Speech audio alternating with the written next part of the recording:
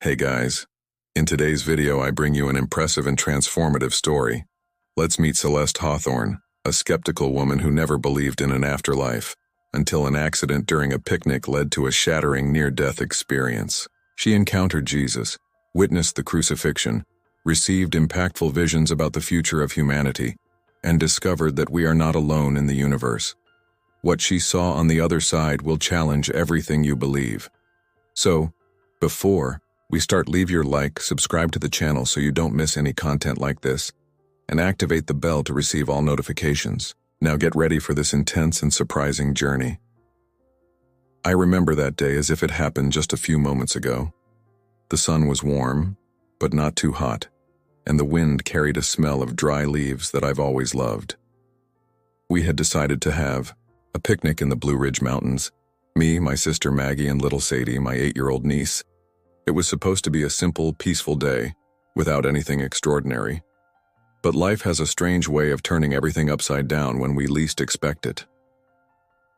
I remember Maggie was organizing the sandwiches and grumbling about how I never helped. I laughed, teasing as always, as Sadie ran across the field. "Aunt Celeste, are we going to race to that big rock?" Sadie was always a ball of energy, and I wasn't as fast as I used to be. But who am I to deny a child's challenge? "You think you can beat me, little girl? I used to run like lightning." She bolted before I even finished the sentence, laughing loudly. I followed. It was one of those moments when you feel light, almost like you were a child again. The wind was in my face, and I could hear Maggie in the background calling to us not to go so far. That's when it happened. I didn't even see the damn loose stone. My foot hit it, and suddenly I was falling. Everything seemed to slow down for a second before impact. The hard floor met my head with a thud. I felt the shock go through my skull, a hot wave rising through my body. And then, silence. Not pain. Don't despair, just absolute silence. The world went dark. The silence was absolute. There was no sound, no pain, nothing but a deep emptiness. I knew something was wrong, but at the same time a strange peace came over me. It was then that I noticed something strange. I could hear voices, but they were muffled, distant, as if I were underwater. I tried to move, but there was no resistance, as if my body didn't exist. That's when I looked down and saw it. I was there. My body thrown on the floor, motionless. Maggie was on her knees beside me, shaking my shoulders, her face pale with despair. Sadie cried, clinging to her mother's leg. Other people began to approach, and someone was shouting for help. But me? I was above all that. Floating, light, without any weight. I can't tell you how long I spent there, looking at that scene as if it weren't real. My mind tried to find a rational explanation. Was I dreaming? Was it some effect of the impact on my head? But the more I looked, the more I felt that everything there was real. Then something changed. An invisible force began to pull me. First it was subtle, like a gentle current, but it soon became irresistible. My body, or whatever I was at that moment, was dragged backwards, quickly moving away from the scene. Desperation tried to take over me. I wanted to fight. I wanted to go back, but it was useless. Darkness enveloped me, and for a moment I thought it was the end. Except it wasn't. Because there, in the middle of that black expanse, something appeared. A bright golden light, growing rapidly, coming straight towards me. And as soon as that light touched me, everything changed. The golden light completely enveloped me, and any trace of darkness simply disappeared. It wasn't just a light. She had presence, she had warmth, and most of all, she had love. A love so intense that it passed through me like a wave, dissolving any fear or uncertainty. It was as if every part of me, or what I was now, was being filled by something much bigger than I could ever understand. I don't know how, but I knew this light was alive. She knew me. I recognized myself. And then he appeared. It wasn't like a dramatic appearance or anything like that. He was simply there. Tall, surrounded by a light that seemed to emanate from himself. His face, it was impossible to describe. I saw human features, but at the same time, it was as if there was something beyond the physical, and the eyes. Those eyes carried infinite knowledge and at the same time, a tenderness that made my chest tighten. He called me by name. But it wasn't an ordinary call, like someone shouting from across the street. It was something deep, straight to my essence. As if he knew me since before I existed. Celeste. It was just that, but it seemed to contain everything. Everything I was. Everything everything I could be. I didn't need to ask who he was, I knew. It was Jesus. And in that moment, everything I thought I knew about him, about life, about everything, completely changed. He reached out to me, and when I played, I was taken to another place. As soon as I touched his hand, the world around me dissolved. The golden light disappeared, giving way to a dark and heavy sky. The air was thick, almost suffocating, and a cold wind whistled around me. I was in a place that felt heavy with sadness and heaviness. And then I saw it. On top of a mountain, a cross stood, and on it, he was. My heart sank. It was as if I had been transported straight to that moment. I could see the blood running down his face, the deep wounds on his hands and feet. He was covered in sweat and pain, but his gaze was pure love. I felt a wave of despair wash over me. I wanted to look away. I wanted not to see that, but I couldn't. Tears ran down my face. Why was he showing me this? It was then that, without words, the answer came to me. Not as a sound, but as a knowledge that simply settled inside me. True love requires sacrifice. Not because suffering is necessary, but because real love is given without limits. He wasn't there out of obligation. He was there because he chose to. He chose to love. He chose to forgive. He chose to carry the weight of humanity, even though he knew that many would not understand. The pain I saw wasn't just physical. It was a pain of compassion, of carrying the suffering of all those who did not recognize love. I stood there, feeling the weight of it all, and then slowly, the scene began to dissolve. The dark sky was replaced again by golden light, and I felt the warmth of that infinite love envelop me again. Jesus looked at me, and I knew that vision was not to cause me pain, but to show me the depth of his love. Before I could say anything, the scenery changed again, and that's when the visions of the future began. The golden light around me began to vibrate, and suddenly images began to emerge as if they were being projected inside my mind. But they weren't just images. I could feel them as if I were living each scene. The first vision threw me directly into a tense moment. I saw a man placing his hand on a Bible, pledging allegiance. Around him, a heavy energy hovered in the air as if the environment itself was charged with something invisible but palpable. I didn't recognize the man right away, but then, as if the information was downloaded directly into my consciousness, I knew. It was Donald Trump's inauguration as President of the United States. The view changed quickly. Cities were on fire. Violent protests took to the streets. People shouted slogans while police and protesters clashed. I felt the fear, the anger, the confusion. The world was collapsing into chaos. Then came the natural disasters. I saw earthquakes devastating entire cities, leaving buildings in ruins and people buried under the rubble. I saw floods sweeping away houses like leaves in the wind. Fires consumed entire forests. The sky dyed red, as if the planet itself was screaming. I wanted to scream too. Ask what that meant. But then the energy of the vision changed. The chaos began to give way to something different. I saw groups of people gathered together, holding hands, praying together, but not in traditional churches. The religious buildings still existed, but they were empty and abandoned. Instead, people were in homes, in squares, in open fields, seeking God directly, without intermediaries. And then, A golden field opened up before me. I saw children playing freely, running barefoot, without fear, without pain. A feeling of peace came over me, and I knew that this was a possibility for humanity. That's when I heard his voice again. The future is not written in stone. It depends on human choices. Before I could ask anything, I felt the space around me expand, and suddenly, I was no longer on Earth. Suddenly, the ground disappeared beneath me. It was as if I was being pulled upwards, but without gravity, without a physical body to hold me back. The space around me expanded, and before I could process what was happening, I was already there. The universe.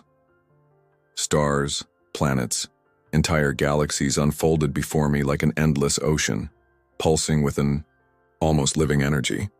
But the strangest thing was the feeling of belonging. I wasn't just a spectator, I was part of it.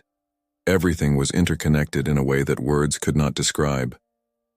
Jesus was still with me, or perhaps he was the very presence that guided my consciousness through that infinite space. His voice sounded once again inside me, soft but filled with deep knowledge. Divine love is not limited to Earth. And then I saw it. Planets I had never seen before, covered in vibrant lights and impossible colors. I saw sparkling oceans, floating cities, life forms that I couldn't understand but that emanated something familiar. Love. That's what I felt coming from them. Humanity was not alone, never was. The civilizations I saw were not hostile. They were not like the science fiction films I knew. They lived in harmony with the universe, connected by the same essence that I now understood to be the true foundation of everything: love. I was amazed, speechless, trying to absorb it all. So many times we look up to the sky, wondering if we are alone, while the answer has always been there, waiting to be recognized. I wanted to see more, understand more, but then the choice came. Before me, Jesus showed me two paths. One led to that realm of light, where I could remain in absolute peace. The other took me back to Earth, to my body, to my life. And then I saw the hospital. My sister Maggie held my hand, tears in her eyes. Sadie slept in the next chair, her face swollen from crying. I felt a pang in my chest. I could stay, but I knew what I needed to do. With one last look at that infinite universe, I made my choice. The moment I made my decision, I felt a gentle pull, as if something was pushing me back. The light around me began to dissipate, and before I knew it, I was falling. The sensation was abrupt and intense. The warmth and peace that enveloped me disappeared, replaced by a crushing weight. My physical body felt like a suffocating, dense, limited prison. The pain hit me like an electric shock, real, raw, human pain. My eyes slowly opened, and the first thing I saw was a bright, white ceiling. The strong smell of the hospital filled my nostrils, that mix of antiseptic and something metallic, in the air.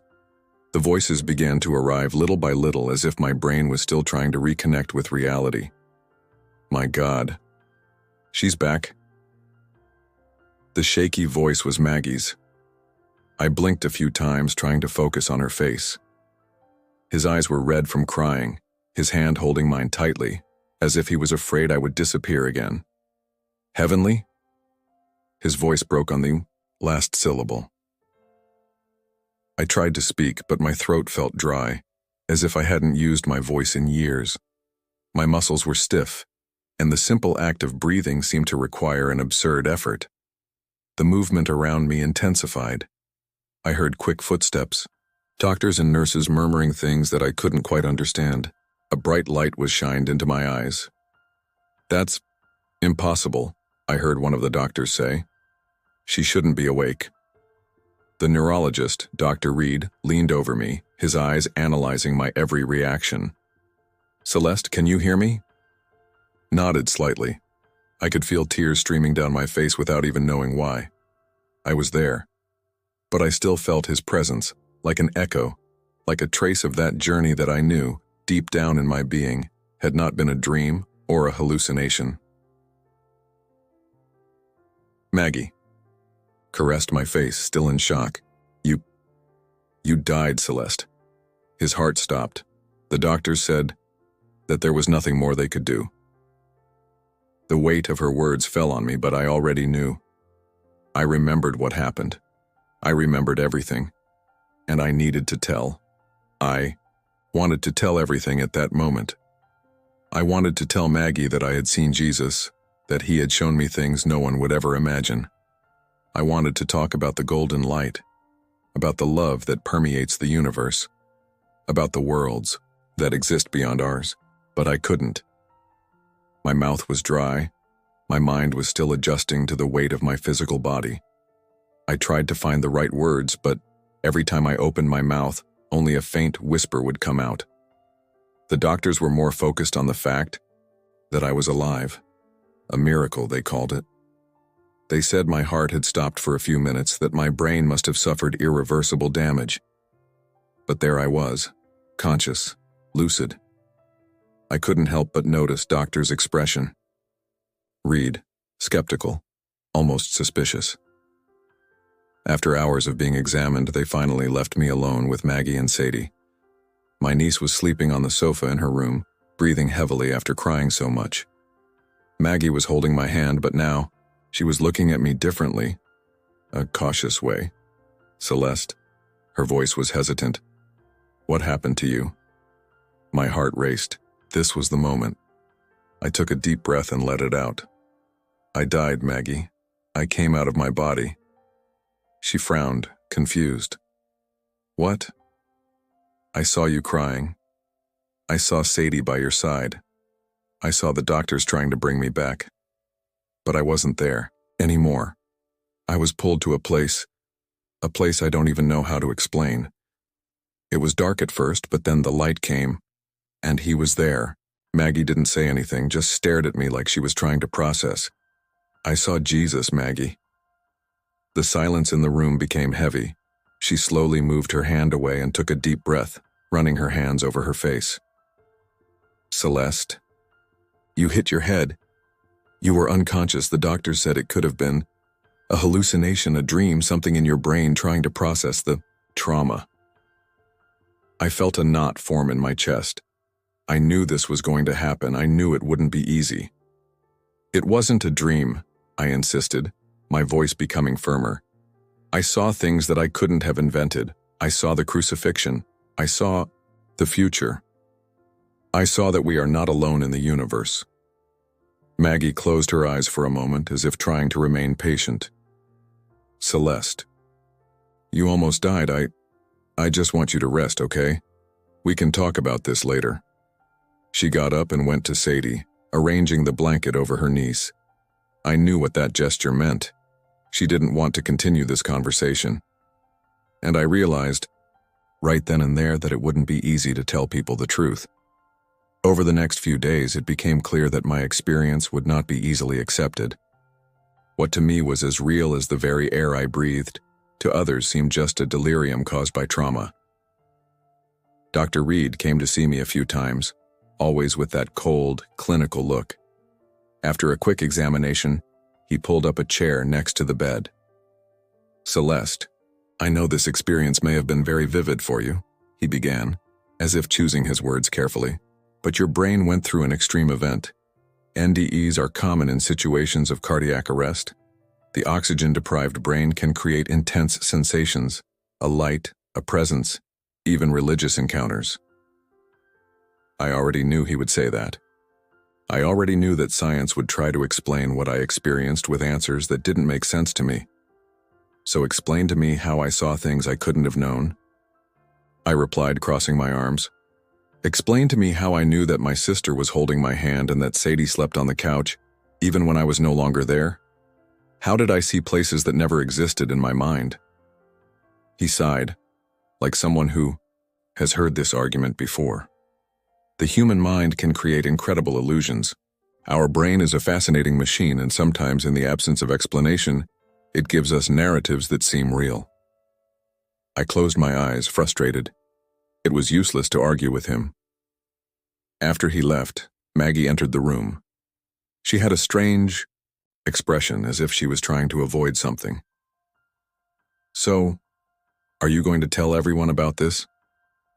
There was a tone of concern in her voice, as if he was afraid I would become that person in the family. "I need to tell you," I replied sincerely. "If I don't do that, it's like I'm denying everything that happened." Maggie sighed, sitting on the edge of the bed. "Celeste, I just don't want people to look at you like you've lost your mind." She didn't want to say it, but I knew deep down that was what she was thinking. I turned my face to the window, watching the sun set behind the mountains. I hadn't chosen this mission, but I knew, deep in my heart, that I needed to do it. My recovery was faster than the doctors expected. They said it was amazing progress, but I knew the truth. My return had not been an accident. I had a mission. In the first few days out of the hospital, I tried to write about what I experienced. I grabbed a notebook and started writing everything down before the details slipped out. But it wasn't as simple as it seemed. How can you translate something so vast, so deep, into common words? How can I explain the indescribable love I felt? The connection that showed me that we are not alone in the universe? Every time I tried to tell my story to someone, I felt the weight of skepticism in the air. Some listened out of politeness. Others tried to comfort me as if I were fragile. But deep down, almost everyone looked at me with the same expression: doubt. That's why I looked for other people who had gone through the same thing. I spent hours researching NDE reports on the internet, watching testimonials, trying to find someone who could understand. That's how I got to Eleanor Finch. She was a woman in her early 50s, with kind eyes and a welcoming smile.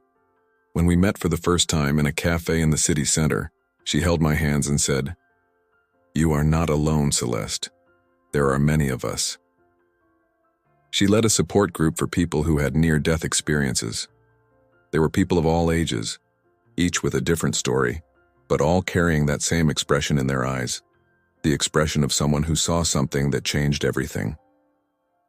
At my first meeting, I heard a man talk about leaving his body during surgery and seeing doctors pronounce him dead. Another woman said she was welcomed by her deceased mother before deciding to return. And then, when it was my turn to speak, I realized that for the first time no one would doubt me. I told everything. The light, Jesus, the crucifixion, visions of the future, the journey through the cosmos. When I finished, a woman in the back of the room started crying. "I experienced something very similar," she said, her voice shaking, "but I never had the courage to tell." It was at that moment that I realized my mission was not to convince. My mission was to share, to let others know they were not alone. My journey had just begun. If you liked this beautiful spiritual testimony, leave a like, comment on your impressions, subscribe to the channel, and don't forget to activate the notification bell to watch each new video and help us spread this message to a greater number of people. Until next time.